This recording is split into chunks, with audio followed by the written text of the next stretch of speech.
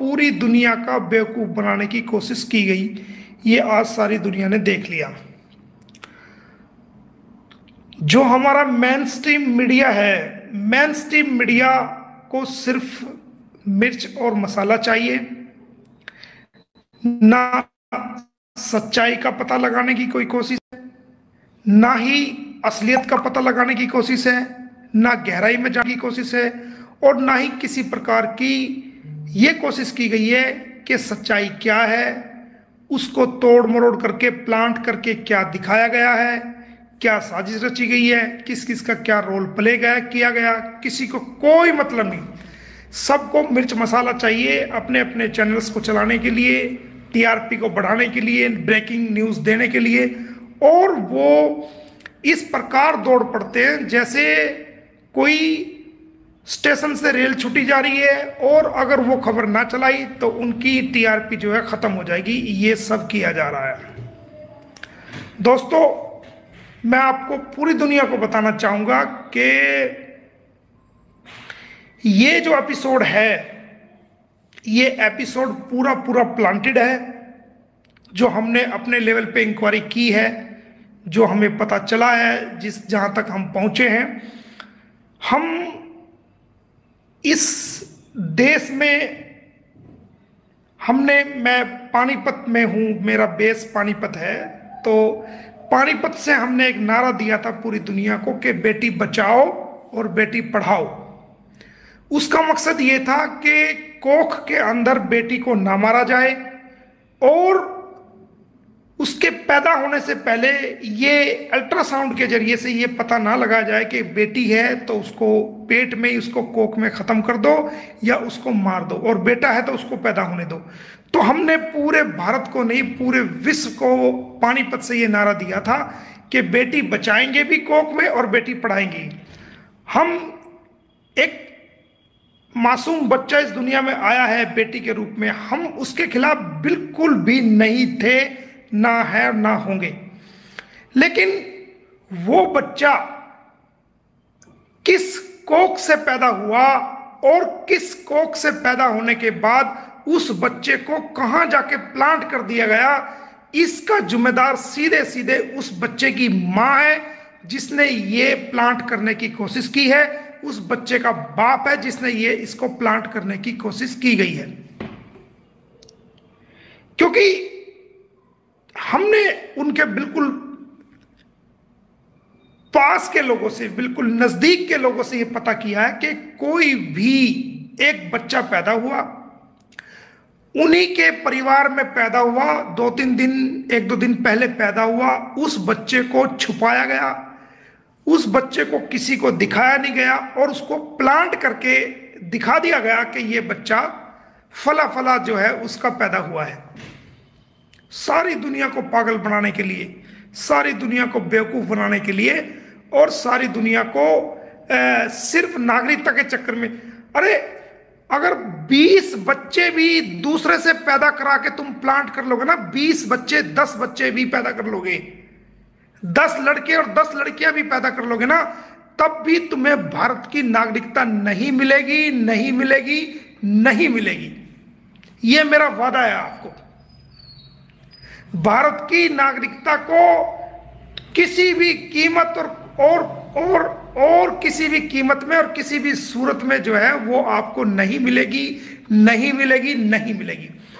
आपने एक उस मासूम सी बच्ची की जिंदगी को और अंधेरे में धकेल दिया, जो मासूम सी बच्ची ने अभी पूरी तरह आंख भी नहीं खोली है और वो पैदा हुई है। किसको?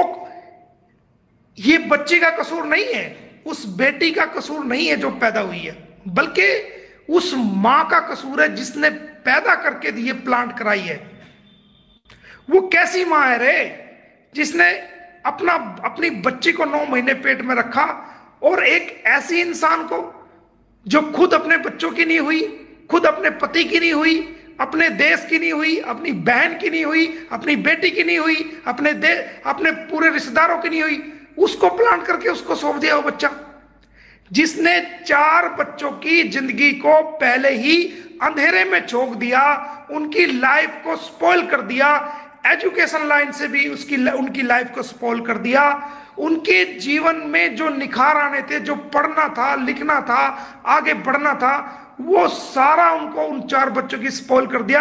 एक बाप के प्यार से उन बच्चों को दूर कर दिया, उनके रिश्तेदारों के बच्चों से दूर कर दिया, उसकी मासी के बच्चों से दूर कर दिया, उसके मामा के बच्चों से दूर कर दिया, उसके अड़ोसी, उसके पड़ोसी, जहां वो बच्चे पैदा हुए, जिनके साथ खेलते थे, उठते थे, बैठते थे, उन बच्चों से उनको दूर कर दिया, उनके देश से दूर कर दिया, उनके मुल्क से दूर कर दिया, उनके मजहब से दूर कर दिया। तो जिसने पहले ही 4 बच्चों की जिंदगी को खो दिया, उसने 5वें बच्चे की, जो कि कहां वो बच्ची पैदा हुई, उसकी जिंदगी को भी अधिकार में, उसको भी अंधकार में डाल दिया।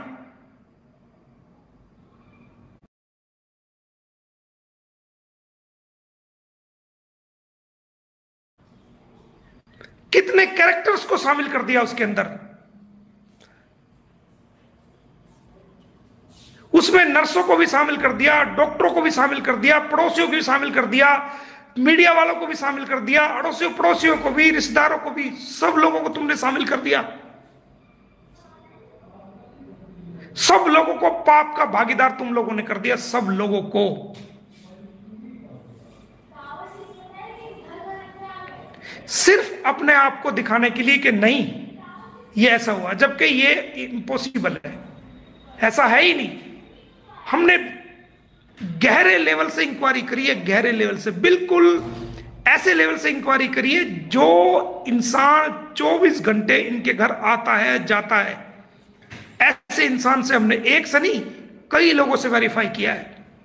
ये बच्ची हमारी सर्च के मुताबिक, हमारी खोज के मुताबिक 1-2 दिन पहले पैदा हुई, किसी और के यहां पैदा हुई, और इस बच्ची को प्लांट कर दिया गया, प्लांट कर दिया गया। बड़े दुख की बात है।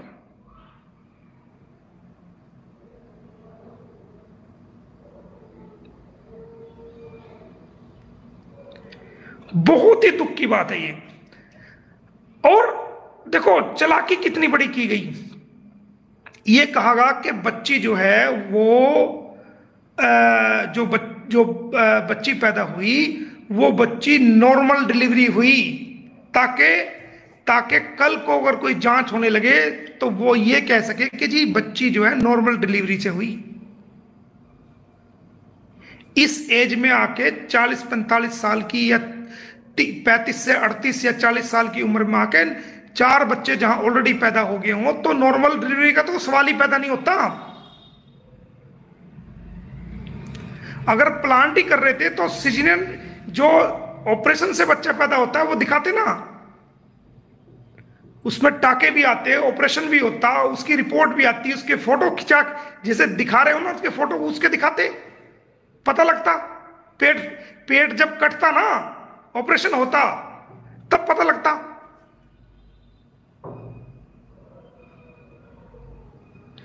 यानी झूठ को बोलना भी सही तरीके से नहीं आ रहा।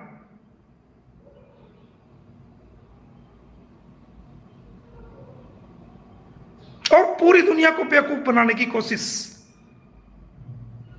हम बैठेंगे नहीं चुपचाप, हम दुनिया की आंखों में धूल नहीं झोंकने देंगे आपको, इस बात का ख्याल रखना आप। हमने की है बड़ी कार्रवाई आज, और हमने उस डॉक्टर को, जो डॉक्टर जिसने पैदा किया है, जिसका नाम ये ले रहे हैं, जिस डॉक्टर का, जिस हॉस्पिटल का नाम ले रहे हैं, आज हमने उसको बुला लिया कोर्ट के जरिए से, ऑर्डर हो चुके हैं आज। हम सुबह से लगे हुए थे इसी में, हमें पता था आप ऐसा करोगे।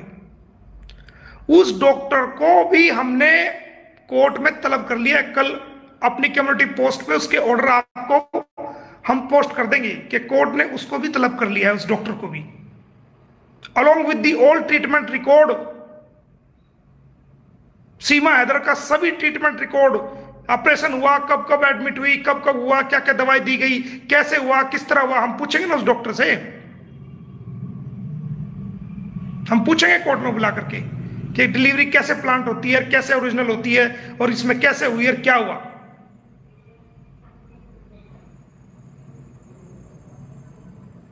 और जो आपके सीसीटीवी कैमरे की फुटेज है ना, उसको डिस्ट्रॉय मत करना डॉक्टर साहब। ये हम आपको बता रहे हैं कि सीसीटीवी कैमरे की फुटेज जो आपके हॉस्पिटल की है वो डैमेज मत करना। ये हम आपसे रिक्वेस्ट कर रहे हैं, हम आपसे हाथ जोड़ के प्रार्थना कर रहे हैं कि उस फुटेज को आप जब से ये एडमिट हुई है और जब तक ये यहां से डिस्चार्ज होगी, तो वो कैमरे की फुटेज हम कोर्ट में बुला रहे हैं। आप उसको किसी भी कीमत पे उसको डिस्ट्रॉय मत करना, क्योंकि अगर आप डिस्ट्रॉय करोगे तो कानूनी मुसीबत में फंस जाओगे। अच्छा है कि आप जो है वो उसको डिस्ट्रॉय ना करें, उसको रखें।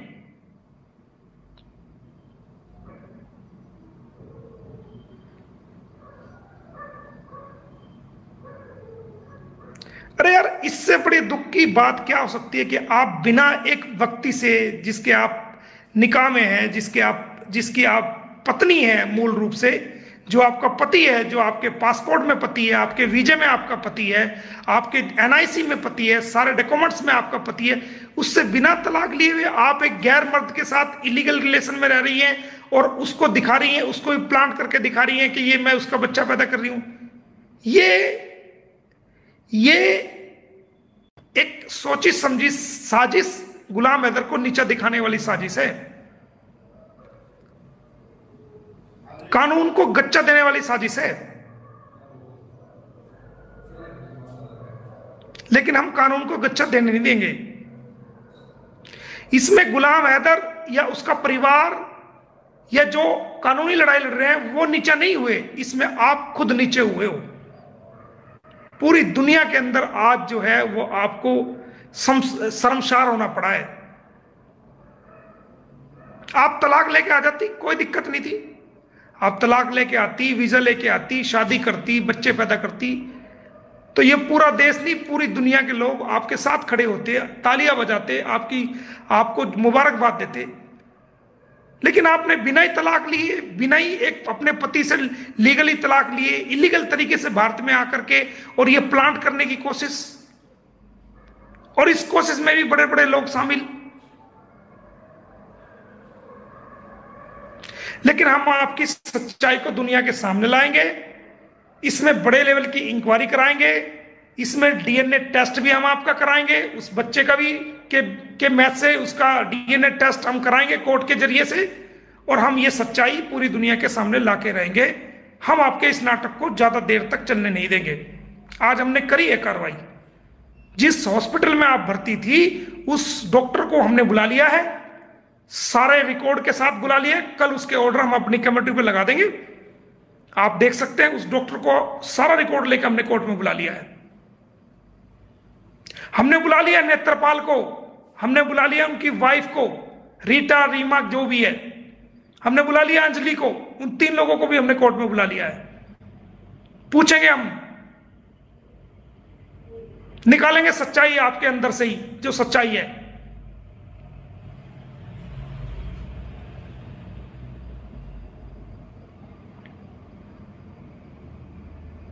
कोई नाटक है ये, और इस नाटक के लिए भी भारत की जमीन को चुना, भारत की सरजमीन को गंदा करने की कोशिश की। नहीं होने देंगे हम भारत की सरजमीन को गंदा।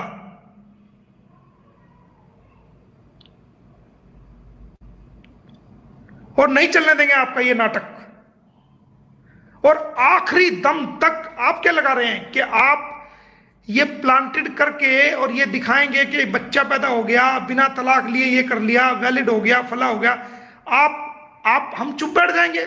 गुलाम हैदर चुप बैठ जाएगा? No, no my dear. हम मुकाबला करेंगे, आपको कानूनी कटघरे में खड़ा करेंगे। और हर उस कार्रवाई जो आप दुनिया को पागल बनाने के लिए, मूर्ख बनाने के लिए रोज रोज नए नए ड्रामे कर रही हैं, हर ड्रामे का पर्दाफाश करेंगे दुनिया की नजरों में, हर ड्रामे का। और भारत की नागरिकता तो किसी कीमत पे नहीं लेने देंगे। ये पर्सनल है मोमिन मलिक का, ये आपको मैं बता रहा हूं।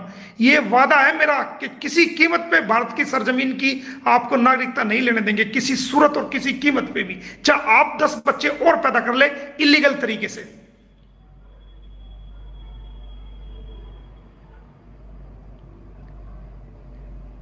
मैंने जो केस फाइल किया गौतम बुद्ध नगर के अंदर, जो इन्होंने अपने आप को कहा कि हमने शादी कर ली, उस मैरिज को जो मैंने चैलेंज किया गुलाम हैदर की तरफ से, मैंने ऑलरेडी, मुझे पता था कि ये गंदा प्लान ये रचेंगे और ये करेंगे, इनकी सोच को मैं पहले से जानता था।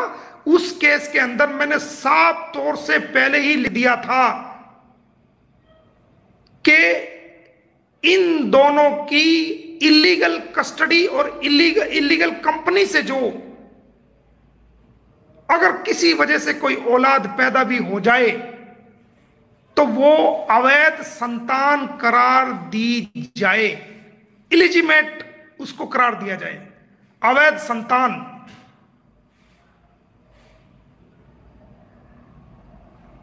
पहली बात तो ये प्लांटेड है, इसकी इंक्वायरी कराएंगे, इसके डीएनए को कराएंगे, तमाम चीजें सामने लेके आएंगे। और अगर किसी वजह से ये इसमें 1% या -1% भी सच्चाई पाई जाती है तो वो कानून की नजरों में बच्चा इलिजिमेट होगा। इलिजिमेट कहते हैं कि अवैध संतान, दोनों की अवैध कंपनी में रहने की वजह से जो अवैध संतान पैदा हुई वो अवैध संतान होगा वो बच्चा। और उस बच्चे के भविष्य को भी इन्होंने डिस्ट्रॉय कर दिया है। उसके पैदा होने से पहले उसकी किस्मत को इस प्रकार अंधकार में छोड़ दिया है।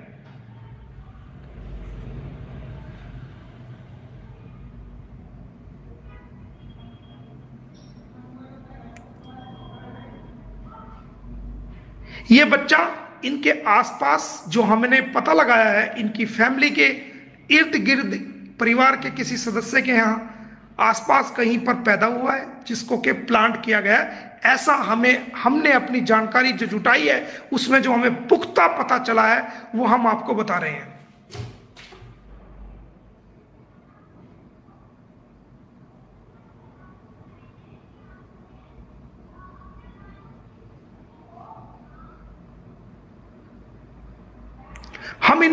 इन्होंने अगर ऐसा घिनौना कृत्य किया है, इस कृत्य को सिरे से खारिज करते हैं और कानून की नजर में ये जो बच्चा है वो इलिजिमेट बच्चा है, अवैध संतान हम इसको रूप देते हैं कि इसको अवैध संतान कहा जाए। और ऐसी हमने कोर्ट में जो केस डाला हुआ है, जो फैमिली कोर्ट के अंदर गौतम बुद्ध नगर में केस है, उसके अंदर हमने ये बात उसके अंदर रखी है, हमने डिमांड की है उसके अंदर।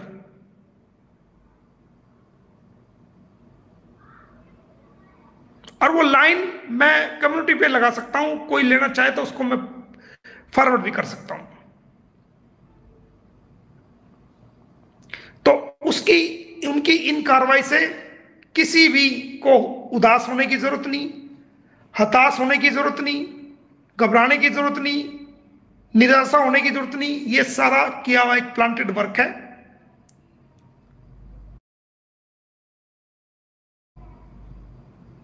और अगर 1% ये प्लांटेड नहीं है, अगर जो तमाम डीएनए रिपोर्ट्स और तमाम चीजें आने के बाद -1.0.1% भी अगर ये सच्चाई में है तो वो कानून की नजर में ये इलिजिमेट कहा जाएगा, अवैध संतान इसको रूप दिया जाएगा कानून की नजर में। क्योंकि वैलिड जो है वो शादी हुई ही नहीं, तलाक हुआ नहीं, तो शादी वैलिड कहां से होगी। और गुलाम हैदर की और हमारी और जो ऑलरेडी टाक हुई थी वो ये हुई थी कि हमें सीमा हैदर को चाहिए ही नहीं। हम तो चाहते हैं कि सीमा हैदर को हो जेल और हमारे बच्चे हमें मिले। तो अब हमारी तरफ से या गुलाम हैदर की तरफ से या लीगल टीम की तरफ से ये कुछ भी करो, कुछ भी जाओ, हमें उस बात से किसी पर एक बच्चा पैदा करो, 10 पैदा करो या ना पैदा करो या प्लांटेड करो, हमें उस चीज से कोई लेना देना है ही नहीं। हमारा एक ही मकसद है कि इसको जेल कराएंगे और इसको भारत की नागरिकता, ये मेरा मकसद है। गुलाम हैदर का मकसद इसको लेना भी नहीं है, वो रखना भी नहीं चाहता इस ऐसी औरत को। वो तो सिर्फ अपने बच्चों को चाहता है। उसके बच्चों की लड़ाई हमने चारों तरफ से की हुई है। और कल जो हम आपको ऑर्डर कम्युनिटी पे पोस्ट पे लगा देंगे, या जिसको चाहिए उसको दे देंगे। हमने डॉक्टर को उसको बुला लिया जिस हॉस्पिटल में ये पैदा हुई है, सारे ओरिजिनल रिकॉर्ड के साथ। हमने नेत्रपाल को कॉल करा है कोर्ट के अंदर। हमने उनकी वाइफ जो रीटा है या क्या नाम है उनको वहां कराए। एक अंजलि नाम की लड़की उनके घर की बहू है, उसको हमने कॉल कराए। तो ये तमाम कोर्ट में पेश होंगे और इनसे हम तमाम जो है पूछताछ करेंगे इस सारे मैटर के बारे में। हमने डॉक्टर को भी आज बुला लिया, आज हमने सुबह से कार्रवाई की है बढ़िया वाली। और अगले हफ्ते तक जो ये बच्चे हैं, अब हमने फैसला किया कि ये बच्चे अब हम इनके पास नहीं रहने देंगे। हम तो सोच रहे थे कि जब तक गुलाम हैदर आ जाए तो एक ये माँ के पास रह लें, चलो कोई बात नहीं, आने के बाद, क्योंकि फिर जीवन में शायद उसको इन बच्चों से मिलना हो या उनको ना हो, कितना समय लगे, क्या हो, तो जब तक वो उनके साथ रह ले कोई दिक्कत नहीं। लेकिन अब हम किसी भी कीमत पर इन बच्चों को उनके पास नहीं रहने देंगे और गवर्नमेंट कस्टडी में सारे बच्चों को जो है अब कराने की और हम चल पड़े हैं। और इन तमाम बच्चों की कस्टडी जो है अब गवर्नमेंट के हवाले हम करा के रहेंगे, ऐसा हमने कदम उठा दिया है। और इस वीक में कल हम ये ऑर्डर आपको दिखा देंगे, जिसको चाहिए वो देख सकता है, लेना चाहे ले सकता है, हमें कोई प्रॉब्लम नहीं है। और उसका हमारा जो नेक्स्ट जो हमने कार्रवाई की है, जो हमने आगे बढ़ाया है, वो यही है कि हम इन बच्चों को जो है वो, एक मिनट रुकना जरा, फोन आ गया।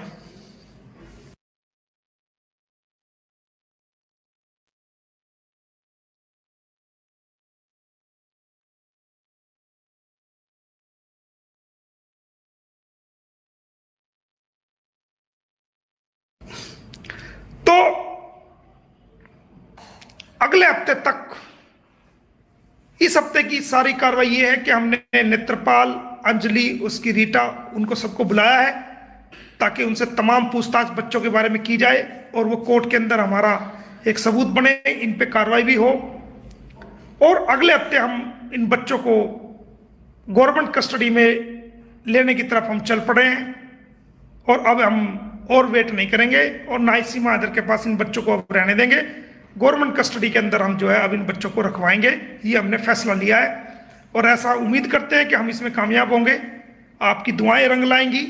और गुलाम हैदर जो सब्र है, जो वो एक परेशान है, जो उसको चोट पे चोट दी जा रही है, जो हमें नीचा, सबको नीचा दिखाने की कोशिश की जा रही है, उसको जो है वो जरूर इसका जो हम मुंह तोड़ जवाब देंगे। तो इसमें मैं इस लाइव के माध्यम से गुलाम हैदर को भी कहना चाहूंगा कि योद्धा वही होता है जो अपने हक अधिकार के लिए आंधियों के सामने छाती खोलकर खड़ा हो जाए और उधर ना चले जिधर हवाएं का रुख है, जिधर आंधियों का रुख है, बल्कि सीना तान कर उस आंधियों के रुख की तरफ खड़ा हो जाए, क्योंकि आपका हक है, ये बच्चे आपके हैं और ये आपको मिलेंगे ही मिलेंगे। और इस लड़ाई में मोमिन मलिक आपके आगे खड़ा है, आप मेरे पीछे खड़े हो। इस लड़ाई के अंदर कितनी भी परेशानियों का, कितनी भी मुसीबतों का, कितनी भी स्ट्रगल का सामना करना पड़े, हमने अब तक भी किया, अब भी कर रहे हैं और आगे भी करेंगे। और आपकी इस लड़ाई को, इंसानियत की लड़ाई को, आपको हम हक दिला के रहेंगे हर कीमत पर। अब रही आपके विजय की बात, तो हमने आपके ऑर्डर आज चेक करवाए हैं। हमने दिल्ली हाई कमीशन, दिल्ली जो हमारा विदेश मंत्रालय, वहां पर ऑर्डर भिजवा दिए हैं, अलग अलग माध्यम से भिजवाए हैं। और वो हाई कमीशन ऑफ इस्लामाबाद, उनके माध्यम से वहां पर पहुंचेंगे। और हो सकता है आपको हाई कमीशन ऑफ इंडिया से कॉल भी आए, आपको अप्लाई करने के लिए आपको कहा भी जाए, और या हमारा हाई कमीशन आपसे संपर्क करे। जो हमारा हाई कमीशन ऑफ इस्लामाबाद जो पाकिस्तान में स्थित है, वो आपको संपर्क भी करे। तो आपको अपने टेलीफोन को खुला रखना है। आपका नंबर हमने दिया है, एक हमने साइद का नंबर दिया है, एक हमने अंसार बनी ट्रस्ट का नंबर दिया है, एडवोकेट कुरतुलैन का नंबर हमने दिया है, अंसार बनी साहब का नंबर हमने दिया है। तो उसके अंदर जो है आपको कॉल हाई कमीशन से आ सकती है। तो आपको कॉल अगर आए तो आप उसको अटेंड करें, और फौरन से अगर वो बुलाएं तो अपने तमाम कागजात लेकर हाई कमीशन ऑफ इंडिया आपको जाना है, क्योंकि 1 तारीख से पहले पहले ये आपको, हम उम्मीद कर रहे हैं कि आपको वीजा मिलेगा ईद तक, 1 तारीख से पहले।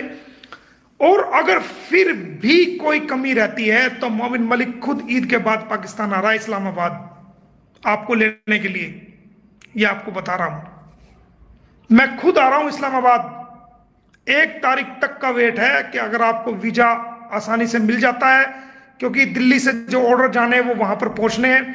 अगर आपको वीजा मिलने में दिक्कत, कोई परेशानी होती है, किसी प्रकार की दिक्कत आती है, तो मोमिन मलिक खुद आ रहा है पाकिस्तान, 1 तारीख के बाद आ रहा है, और खुद अपने हाथ से वीजा लगवा के अपने हाथ से अपने साथ लेके आएगा आपको।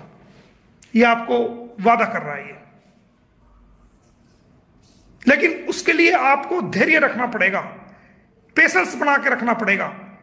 और कोई भी आप लाइव करें, अपनी आवाज को उठाएं, बहुत अच्छी बात है, लेकिन बोलने, आपको जो बातें बोलनी है, क्योंकि अब आप हिंदुस्तान आने जा रहे हैं, कोई भी ऐसी कंट्रोवर्शियल बात का प्रयोग आपने अभी तक नहीं किया है, ना कर रहे हैं, और मैं उम्मीद करता हूं आप और कोई ऐसी कंट्रोवर्शियल बात आप ना कहें, और सीधे स्वभाव भाव से आप अपने बच्चों की बात को उठाते रहें, ताकि आपका भारत में आना और ज्यादा आसान हो और आप अपने बच्चों से मिल सके, उनकी कस्टडी आपको दिलाई जा सके। और उससे पहले पहले मेरी पूरी पूरी कोशिश ये है कि इन बच्चों को मैं सरकारी कस्टडी में करवा दूं। ये मेरी पूरी पूरी कोशिश है, जो कि मैं इस हफ्ते के एंड तक जो है इस काम को अंजाम देने की पूरी पूरी कोशिश करूंगा। क्योंकि कल आज हमने डॉक्टर के और इन सब लोगों के को बुलाया है कोर्ट में, और इनके ऑर्डर जारी हुए हैं बाकायदा। कोर्ट ने हमारी बात को सुना, सुनने के बाद जो है वो ऑर्डर जारी हुए हैं, और उसके बाद जो है हम सरकारी कस्टडी में इन बच्चों को लेने की तरफ हम चल चुके हैं। जो हमने पहले ऑर्डर कराए थे, उस ऑर्डर को आगे बढ़ाते हुए अब हम इन बच्चों को सरकारी शेल्टर में ले जाने की तरफ चल पड़े हैं, क्योंकि इनका और ड्रामा और चलने अब हम नहीं देंगे। अब हम चैन से इस बात को और बैठने नहीं देंगे। अब तक तो मैं ये समझ रहा था, जो ये कोशिश कर रहा था कि शायद गुलाम हैदर जल्दी से आ जाए, जब तक ये बच्चे अपनी माँ के पास रह ले, वो भी माँ है, कोई बात नहीं, उसके बाद पता नहीं उसको ये बच्चे कितने सालों बाद देखने को मिलेंगे, कब उनके साथ टाइम लगाने को मिलेगा या नहीं। मेरे दिन में ये सॉफ्ट कॉर्नर था, जिसकी वजह से मैंने इन बच्चों को अब तक सरकारी कस्टडी में नहीं करा था। लेकिन अब सॉफ्ट कॉर्नर की किसी प्रकार की कोई गुंजाइश नहीं रही है, और इन बच्चों को हम सरकारी उसकी तरफ लेके चलने की तरफ हम तैयार हो गए। तो इसके लिए हमने अपनी कोशिश, लीगल कोशिश कर दी है, और आपको धैर्य रखने की जरूरत है, पेशेंस रखने की जरूरत है, विश्वास रखने की जरूरत है। जो जो कानूनी कार्रवाई हम कर रहे हैं, वो कानूनी कार्रवाई हम आपको, अगर आप कहें तो हम आपको उसके ऑर्डर्स भी भेज देंगे। लेकिन ये ऑर्डर्स आप अपने तक ही रखें, इसको पब्लिकली यूट्यूब पे और मीडिया पे उन ऑर्डर्स को ज्यादा फ्लैश ना करें, और जब तक ये काम हो। और आपको बहुत ही सोच समझ के बोलने की और कदम लेने की जरूरत है, ताकि आप कामयाब हो, आपके बच्चे आपको मिले, और इस केस का हम निपटारा की तरफ चल सके और अपनी जिम्मेदारी को पूरी हम कर सके। तो ये हमने जो किया था वो आपकी अपडेट हो गई है दोस्तों। और इस सब के अंदर हम, आप पूरी दुनिया, हमारे पूरे भारत के लोगों का हमें साथ चाहिए, और हमारे तमाम भारत के यूट्यूबर्स का हमें साथ चाहिए। पड़ोसी मुल्क के जो यूट्यूबर्स हैं, दुनिया के कहीं के भी रहने वाले जो लोग इस केस से जुड़े हुए हैं, चाहे वो कमेंट करते हैं, चाहे वो देखते हैं, चाहे वो उसको वॉच करते हैं, या जो चाहते हैं गुलाम हैदर के इन 4 बच्चों को का भविष्य बच जाए, और ये अपने परिवार में चले जाए, और ये अपने मुल्क में चले जाए, ताकि इन बच्चों की को आगे अपना जीवन जीने में कोई परेशानी का सामना ना करना पड़े। और ये बच्चे इस जो गुमराह औरत है, इस गुमराह औरत की जो है गुमराही की भेंट ये ना चढ़े। इन गुमराह औरत की गुमराही की ये लोग बच्चे बलि का शिकार ना हो, और इन बच्चों की जिंदगी बच सके, और एक बाप को ये बच्चे मिल सके। तो उस कोशिश में आप सभी जो लोग लगे हुए हैं, कुछ लोग हैं ऐसे, इंसान कभी भी अपने घर से, जो गांव का प्रधान होता है, उसको घर के लोग प्रधान नहीं कहते, उसको कहते हैं, नहीं, बाहर के लोग उसकी इज्जत करते हैं। कुछ टुच्चे, गंदे, बेहया, नमक हराम किस्म के लोग हैं, जिनको कुछ समझ नहीं होती, जिनको सिर्फ कंट्रोवर्सी करना जिनका मकसद होता है, बकवास और वाहियात बातें करना जिनका मकसद होता है, जिनकी 2 कौड़े की औकात नहीं होती। अगर वो ऐसे इंसान पे उंगली उठा देते हैं कि अगर उसके घर की में जो लोग, जानवर जो बंधे हुए हैं ना, और उनका कूड़ा कबाड़, गोबर, और जो उनसे उपले, और जो उनसे दूध और ये सब होता है, उसकी कीमत के बराबर भी वो पूरी औकात नहीं रखते। कुछ ऐसे लोग उंगली उठाने से पहले जो है वो सोचते नहीं। लेकिन मैं किसी की बेइज्जती करना, किसी का नाम लेना अच्छा नहीं समझता, इशारा ही काफी है इन टुच्चे घटिया नमक हराम लोगों को, जो जिस थाली में खाते हैं उसी में छेद करते हैं। ऐसे गंदे लोग, इन लोगों को जूते मारने की जरूरत है। सोशल मीडिया पर भी ऐसे लोगों को सही टिका के जवाब देने की जरूरत है, क्योंकि जो लातों के भूत होते हैं वो बातों से मानते नहीं है। जो जैसी बदतमीजी करे उसको ऐसी बदतमीजी में जवाब दिया जाए ताकि उनकी अकल ठिकाने लगे। हमने देखा कई लोगों को, समझ रहे हैं, उनको समझाने की कोशिश भी की है, लेकिन नहीं, दिमाग में भूसा और गोबर भरा हुआ है। लेकिन ये भूसा और गोबर जिस दिन निकलेगा तो आपकी कीमत एक टॉयलेट में पड़े जो है ना गंदे पीस के बराबर नहीं रहेगी। किसी की इज्जत उछालना इतना आसान नहीं होता। और बोलता कौन है? जिसका कोई मतलब ही नहीं, जिसका कोई लेना देना ही नहीं, और ऐसे बात करता है जैसे उसके बाप के नौकर है दूसरा आदमी, यूं कुछ दे के भूल गया है जैसे कि।